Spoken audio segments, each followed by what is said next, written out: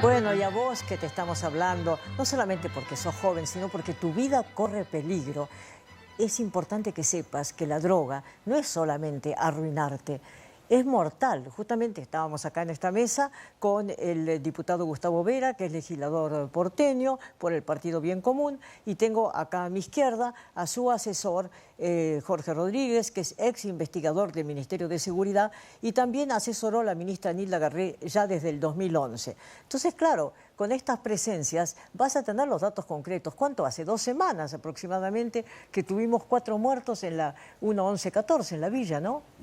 4 ciudadanos paraguayos muertos de 40 tiros, acribillados, por un ajuste de cuenta en el marco de un enfrentamiento entre 2 bandas que se disputan el territorio. Una que tiene cocina de clorhidrato de cocaína, que son la banda narco peruana, y otros que son de origen paraguayo, que están disputando parte del territorio para garantizar el tránsito de marihuana que traen directamente desde Paraguay. Claro, ustedes realmente están denunciando algo que es impensable, que a pocos kilómetros de la Casa Rosada están ocurriendo estas cosas, ¿no? Exacto.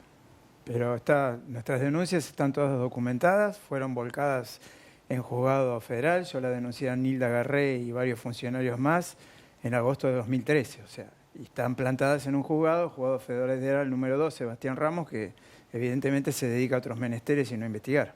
Y por ejemplo, una cocina, ¿no es cierto? ¿Cuántos kilos produce por día de cocaína? Aproximadamente las cocinas que están en la 11-14 tienen capacidad para 10 kilos diarios. Como mínimo. Claro, como mínimo. Y digamos, tienen una fabricación promedio, son 10 cocinas, estamos hablando de alrededor de 100 kilos diarios. ¿Y cuánto cuesta el kilo, por ejemplo? $12.000. ¿Se dan cuenta el negocio, la monstruosidad del negocio? No tiene límites realmente, ¿no? Estamos hablando de cocaína del 92-93% de máxima pureza.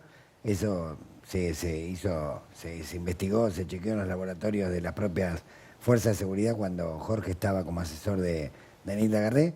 Y bueno, de ahí podemos establecer el precio en el mercado ilegal, obviamente, el narcotráfico, es de $12.000, por lo tanto estamos hablando de arriba del $1.000.000 diarios de ganancia. Con lo cual estamos hablando de también toda una ingeniería de lavado de dinero a través de muchos locales de ropa que hay sobre la calle Avellaneda, algunos que hay sobre 11, y también salida de dinero en efectivo y compra por dólares falsos, euros falsos, ahora invasión en el mercado de moneda extranjera falsa, mucha de la cual se fabrica en Perú, es uno de los países que más especializado está en la fabricación de dinero falso, y tal vez en esto está la pista en la que hay que empezar a investigar el caso de la misteriosa muerte de Benedict, ese empresario que estaba vinculado a... Que quedó incluso la computadora, no la moto desapareció, sí. La computadora quedó cerca de Aeroparque, ¿no? Sí. Incluso, ¿se acuerdan que se había dicho, no, por ahí fue al casino a jugar porque tenía un faltante de plata? Sí, sí. No, lo mataron tranquilamente ahí, ¿no? Sí, perdón, en este marco, Magdalena, aparte del $1.200.000 diarios de producción bruta de cocaína, hay que sumarle la venta mayorista de Paco, minorista de Paco, y la marihuana que esta banda peruana trae de Paraguay vía Formosa y Corrientes.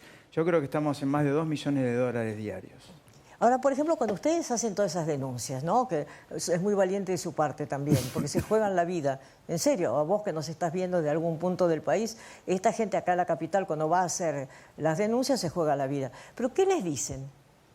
En general no contestan nada, o en el caso del comisario inspector Roncaglia, de la unidad de ladrones peligrosos de drogas peligrosas de la Federal, como la hemos bautizado, se da por injuriado. Manda una carta o documento que yo, bueno... Vamos a hacer la denuncia, investigar quién le dio la orden, que escriba las estupideces que escribió.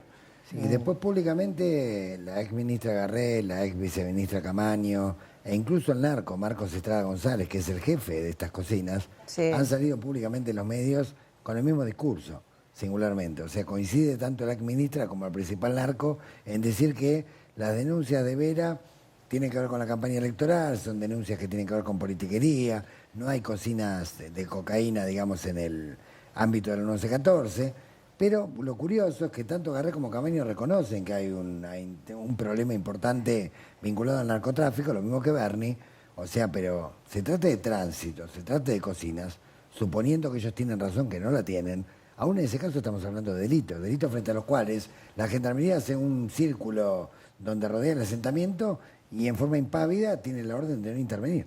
No, además vamos a ver ahora quién es esta persona que usted acaba de nombrar, justamente que la tengo acá en el archivo, Marcos Antonio Estrada González. Un tipo que tranquilamente hace unos años se robó un avión. Fíjense. Se robaron el 172, bueno, es el mejor avión que teníamos en el club. ¿Cuántas plazas tiene? Bueno, era un avión de 4 plazas, un avión que estaba habilitado para vuelo nocturno, con GPS, con radar meteorológico, entre una de las otras virtudes que tiene ese avión. Es un avión modelo 1987, con tren retráctil, con 6 horas de autonomía, con una velocidad crucero de 240 kilómetros por hora. No, es un avión realmente, era una joya que teníamos en este club. Parece que este asalto en el Aeroclub de Saladillo no fue un asalto más. Todo indica que uno de los delincuentes que robó la avioneta no es un delincuente común. Todo indica que uno de los autores materiales de este robo de película fue Marcos Antonio Estrada González, un jefe narco peruano, a quien atribuyen el liderazgo de una banda que se disputa con otra la venta de la droga en una villa del Bajo Flores. ¿Quién es el gordo Marcos? En el barrio se sabe que yo, a raíz de la muerte de mi hijo, averiguo quién es esta persona y al fin es un traficante de droga, es un sendero luminoso. Y muchísimas cosas más de esta persona que mata así por matar. En los últimos años, estos 3 hombres nacidos en el Perú compusieron la cara visible de una organización criminal asociada al narcotráfico y al terrorismo de Sendero Luminoso. Llegaron en 1997 e importaron a Buenos Aires una guerra siniestra. Hoy Meteoro está muerto. Su hermano Ruti está preso.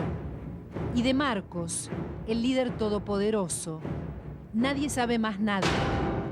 En esta historia de violencia, jueces y fiscales denunciaron que existe protección policial para los jefes narcos. Por esta guerra, varios de los punteros de la droga decidieron mudarse a otros barrios, pero la mafia no los perdonó.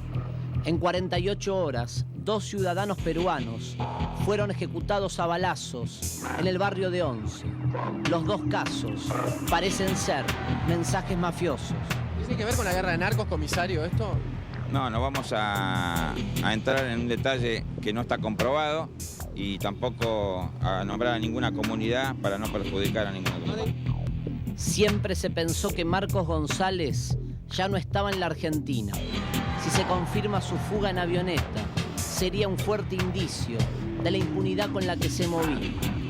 La guerra entre narcos tiene otro capítulo.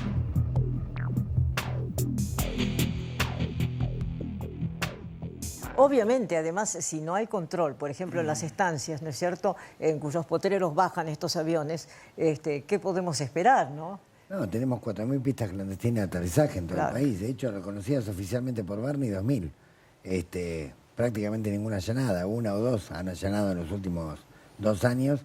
Y las demás pistas son tanto para aterrizar como para bajar bultos o llevarse bultos hacia otro lugar. Por algo, según las Naciones Unidas, desde diciembre del 2012, somos el tercer exportador mundial de cocaína, después de Brasil y Colombia, y el primer consumidor latinoamericano.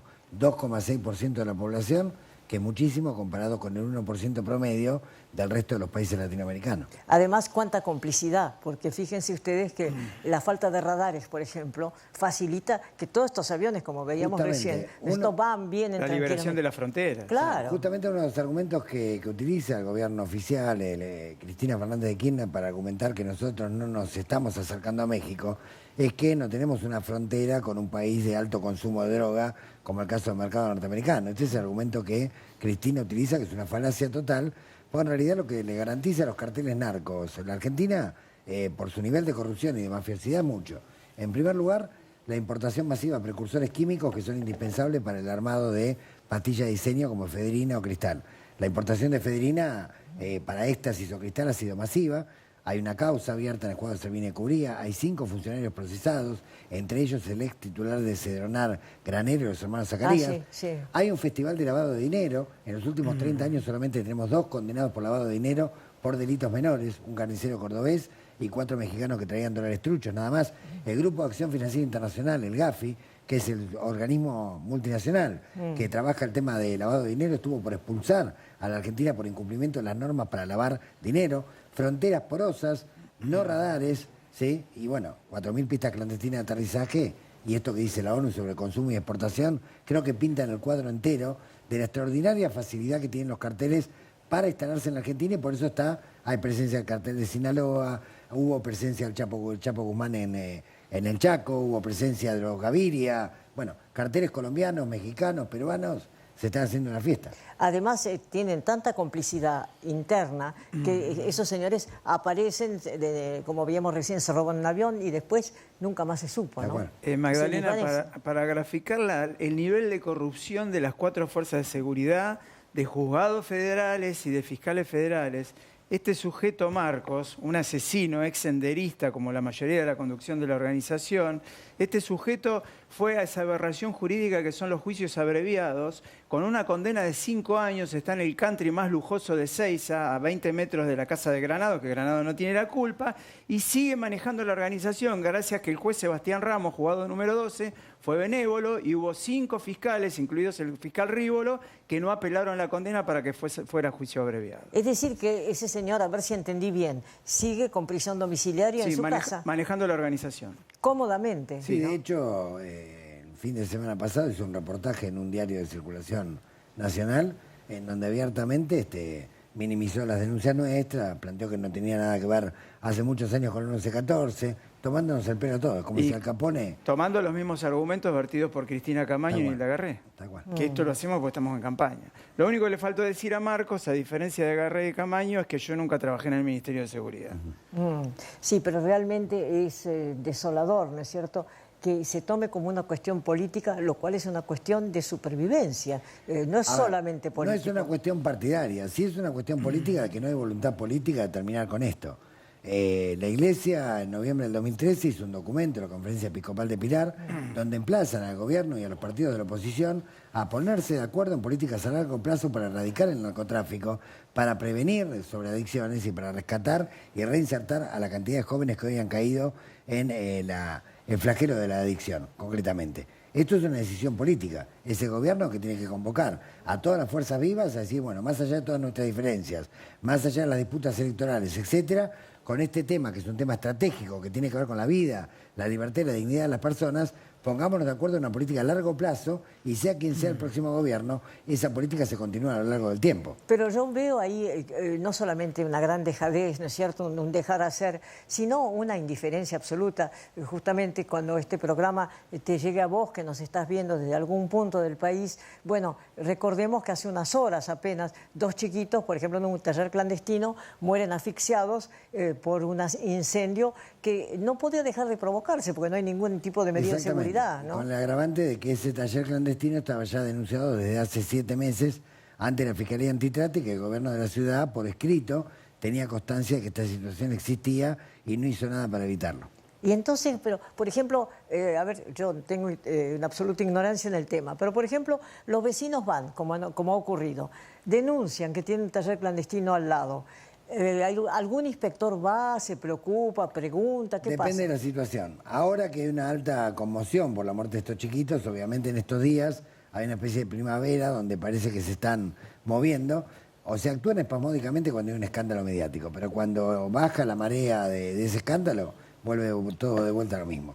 Hubo muchos talleres que fueron clausurados, que pasó el revuelo, a los pocos días volvieron a reabrir con los mismos dueños, los mismos mecanismos de explotación, sin ningún tipo de inconveniente. Además, tengo entendido que casas muy importantes de modas, por ejemplo, también se surten en estos talleres clandestinos. Tan es así que, por lo menos así se supo, Máxima, la reina de Holanda, canceló como clienta, ¿no es cierto?, su ropa a una casa que justamente se surtía en talleres clandestinos. Exactamente, un taller que estaba en la calle Tilcara 2100 y donde trabajaban los costureros 14, 15 horas y estaban muchas veces sometidos los fines de semana al encierro total porque el dueño se iba a buscar más gente a Bolivia y los dejaba encerrados con llave. No, esa es una cosa monstruosa. Esclavitud. Encerrados con llaves, ¿no? Sí, sí. Como si fuera absolutamente un esclavo. Pero por otra parte, si hay un incendio, por eso hay tantas víctimas, ¿no? ¿Cómo salen? Bueno, justamente por eso es muy importante el tema de los controles en el trabajo a domicilio. El poder de policía en este caso lo tiene del 2008 el gobierno de la ciudad, porque cuando ocurrió un incendio similar con 6 muertos, en esa época, 2006, en la calle Luis Vial, en Caballito, el poder de policía lo tenía Nación. Esto generó toda una polémica que generó una ley para traspasar el poder de policía de trabajo a domicilio de la ciudad. Así que en este momento está en manos de la Agencia de Control Comunal, de la Subsecretaría de Trabajo, intervenir frente al trabajo clandestino porque el riesgo de incendio es muy grande. Tiene material inflamable, Claro. son de casas herméticamente cerradas y tapiadas, y frente a un fósforo mal apagado o frente a una vela, como fue este caso, rápidamente se hace un incendio del cual es muy difícil salir, sobre todo cuando hay una sola puerta de entrada y salida, ¿no? Quiere decir que todas estas denuncias que estamos tratando acá, ¿no es cierto?, caen como en un pozo sin fondo. Sí, se hace la denuncia, pero después la acción que debe seguir a ella no ocurre. Es más, inclusive de varios miles de talleres denunciados a lo largo de estos últimos 10 años, solamente hay una condena sola por trata laboral, que fue 8 años después en el taller unos talleres que había en Parque Avellaneda, y el 30 de diciembre del 2013 recién ahí fueron condenados a prisión, pero después de una causa que duró años. Bueno, yo les agradezco una vez más, porque no es la primera vez que vienen a este programa, pero son tan valientes, ¿no es cierto?, estos hombres que están sentados en esta mesa, porque justamente están evitando que haya más muertes.